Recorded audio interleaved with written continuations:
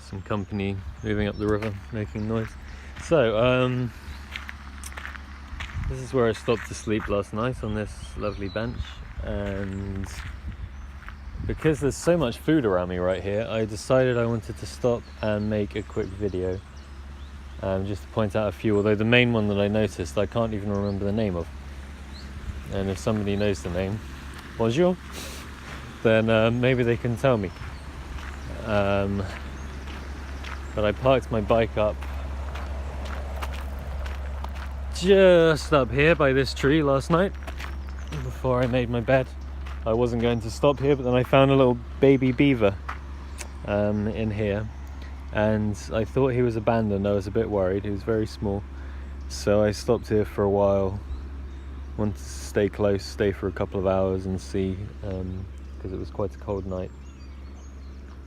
And he was there for a couple of hours. I didn't want to just pick him up without knowing, so I was going to wait till I went to sleep, and then if it seemed like he was in trouble, I was going to make some kind of bed, or I wasn't really sure what I was going to do. But anyway, I stopped just for a rest before and found this stuff, which I can't at all remember the name of. I thought it was called Saint Alexander or something, but then I looked up Alexander forageable and I found something completely different. But I know this is definitely edible, quite nutritious. It's a brassica, so all of the brassicas are edible. I'll find out a bit about the nutrition, and I'll put that in some writing. But you can eat it raw or you can cook it in salad, and it's got quite a strong sort of mustard flavour. So it's good for putting, well, kind of garlicky mustard. So it's good for putting in cooking. Obviously you can eat docks, all members of the dock family. You can eat dandelion greens and roots. So that's 3 foods just in this area. Somewhere along here I saw some sorrel, which I think I spoke about elsewhere. Can't quite tell what this, no, I thought that was a kind of mustard, but it's not. It just looks, the flowers look similar. Here is some sorrel, which is delicious and lemony, and this is what it looks like when it's maturing and flowering. Here is some lesser celandine. Again, this is the flower of lesser celandine, 8-petaled yellow flower. Lesser celandine is toxic raw, so don't eat it raw, but if you cook it, it's nice and puts a kind of garlicky flavour in your dish. We all know you can eat stinging nettles. They're very nutritious, but men shouldn't eat too many of them because they're not great for our hormone balance and they compromise testosterone production. And I think I saw some sweet violet as well. Oh, and there's loads of plantain, which I also spoke about before. There's a plantain. I can't remember if you can eat clover leaves. I know you can eat clover flowers. And I seem to think somewhere along here I saw some violet flowers as well. I mean, this, you probably can eat this because it's a kind of brassica, right? I just don't know exactly what it is. Kind of crunchy, tastes like cabbage. Don't just eat flowers when you don't know what they are. You can kind of, I'm not saying this like people should copy, but I can usually get a feeling as to whether or not a plant is edible. And these, I mean, it's as far as I know, the whole family, the whole brassica family, edible. And you can tell from the way they flower. They're like broccoli, and it tastes like broccoli, this one. Cabbagey broccoli flavour. Okay, I don't know where I saw the violet. I was walking around, but I spoke about sweet violet in another video.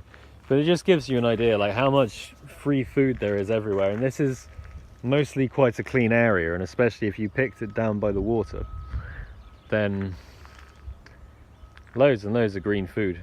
And some of it's fairly proteinous. I'd imagine this to be fairly proteinous. There's a lot of protein in stinging nettles, actually. I'm not sure about this stuff. And I'll write the name of this stuff on the video. I've just Maybe I need to find a book and figure it out again. So that's one thing I wanted to show. Just look at all this plantain, masses of huge plantain. And plantain also comes in like a wide-leaved variety in some areas of Europe, and they have the same properties, and you'll recognize it like this as well when it's seeding. So food, loads and loads of green food. And you can make all this up into nice nutritious soups. So if you just carry along some lentils and stuff like that, some grains, you can get loads of vitamins just by brewing up what you got in nature. But anyway, what I actually wanted to talk about was I just decided to get this out for some sharpening because it had been a bit neglected for a while. Started to rust a little bit. So I'm going to do like a video soon showing everything that I packed, because people do this, like what I packed on my bicycle tour videos, and I'm kind of overpacked and also bringing stuff that some people wouldn't bring, such as got like a hook knife here for spoon carving, my main bushcraft knife, saw. But I carry this little, this is like my fire kit, or it started as my fire kit. So I keep a big ferro rod in here, a tampon, which confuses many people, but this has been with me for a couple of years. I've never used it. But it's for making fire, because it's just compressed cotton, and cotton's one of the best things for starting fire. If you get like a cotton pad or something, throw a spark into it, it's like 100% effective. Sometimes using natural tinders can be a little bit tricky, although I never really have trouble. So this is kind of like guaranteed fire. Send a spark into that from my rod, and that would last quite a lot as well, because you just break off a tiny bit. It's enough to get a flame. This has some silver wire in. I don't need to show you everything in here. Yes, to continue. My main sharpening kit, so this is what I've been using mostly for the last couple of years, which is a Fällkniven, I think that's what they're called, Swedish company, DC4, I think this one is, because it's 4 inches, DC4 sharpening stone. So it's got like a synthetic diamond side, which is good if your knives are really blunt, or if you've got nicks in them that you need to grind out. This will like strip away the metal so it doesn't get used often. And then it has a very fine ceramic side, which is good for fine honing your blade. And this alone will get your knife like really sharp enough to shave with and slice through anything you need. But I also carry a bit of denim. Just kind of rolls up, obviously, and I use this for stropping, which is like the kind of final phase of blade honing. And usually you would strop with leather, but obviously I don't want to use the skin of a dead animal or carry the skin of a dead animal around. So I was trying to figure out what's the best way to strop, like vegan stropping. And newspaper is actually really good, because there's a fine abrasive in the black print. And I've used newspaper a lot. When the first winter when I was living in Sweden, I was living off this knife. I kept it totally razor sharp at all times by sharpening with the stone and then stropping with newspaper. And the stropping action is the opposite of sharpening. Like sharpening, you're kind of like grinding the blade by going into the material, and it's kind of taking it away. But stropping, the whole point is to get out any kind of tiny imperfections in the edge of the blade, like any kind of fine burr that there may be after the sharpening. And so you kind of, it's better, I need to hold this with my other hands to be able to do this properly. But the stropping action is kind of going the other way, and it just kind of fines off anything to just get an absolutely perfect razor sharp blade. And I use this stropping compound, German stropping compound, which has 2 different blocks inside, and the red one is the more coarse. I mean, it's not coarse at all, it's very fine. And the blue one is like super fine abrasive. So if I want to get something absolutely perfect, I'll sharpen with my sharpening stone as I've done here, and then keep stropping with the red paste on the denim. And denim's good enough on its own. If you're wearing denim trousers, or you just take like a strip of denim, even if you don't have the stropping compound, put it on a flat surface and use a couple of layers so that there's like a bit of give, because you want the knife to be kind of going down into the material, enough for the material to go around the blade and then take off whatever burr there may be. But